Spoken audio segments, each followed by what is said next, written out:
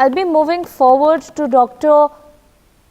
D.K. Gupta, who is still with us on the broadcast right now. Dr. D.K., if you could just throw some light on what exactly interim efficacy analysis means, because Covaxin, which was basically given restricted emergency approval, the subject expert committee said that the interim efficacy analysis for Covaxin is something which needs to be further studied more, or which is something which needs to be further presented. So if you could just throw some light on what exactly is interim efficacy analysis for Covaxin.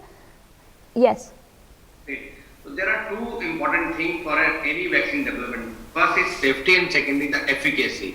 And in phase 1, phase 2, phase 3 trial, all these two things are very important. In phase 1, we normally focus mainly on safety of the vaccine.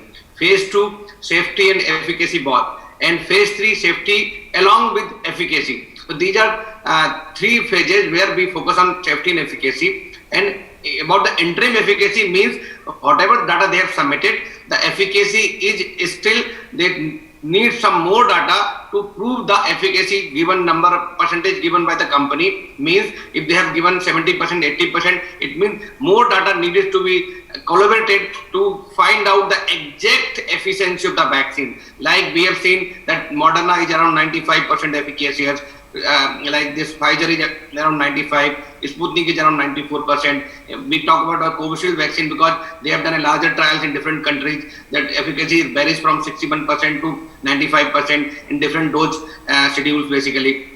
For this Covaxin also, we have to do more studies, we have to collaborate more data to prove exact percentage of efficacy. But it is not concern for the normal public or normal population, because any vaccine which is more than 50% efficacious, that is basically that clears for the clear the boundaries for giving to population basically. It means whatever vaccine that is more efficacious than 50%, that it can be given to the general population. We have, like Dr. Bagai said, we have around 30 vaccine in our universal immunization program, and their efficacy varies from 50 to 95%, 96%. And these are all given in different doses, different dose schedules, different number of doses, as to just protect the human beings in India and all across the world. It means we can go for Covaxin. There is no worry regarding Covaxin, regarding the interim efficacy. That should be thing for the regulators. They have to prove it. They have to take more data. But as general population, we should not go for the interim efficacy or final efficacy. We have to just ensure whatever vaccine is available for us, that is good enough, and we should voluntarily go for the vaccine, and we should take all those doses for the vaccine to get immunity. I think we need 2 doses for all these two vaccines at 4-week intervals, and dose will be around 0.5 ml, and it will be given intramuscular. And as Dr. Bagai told, that we can have mild reactions. All vaccine in the world, they have reaction. No vaccine is without side effect. Like local pain, swelling, mild fever, body ache, headache, myalgia, fever like flu-like illness. These are they can persist for 1 or 2 days only. We should not worry for that. Rarely we can have anaphylactic reaction or type 1 hypersensitivity reaction.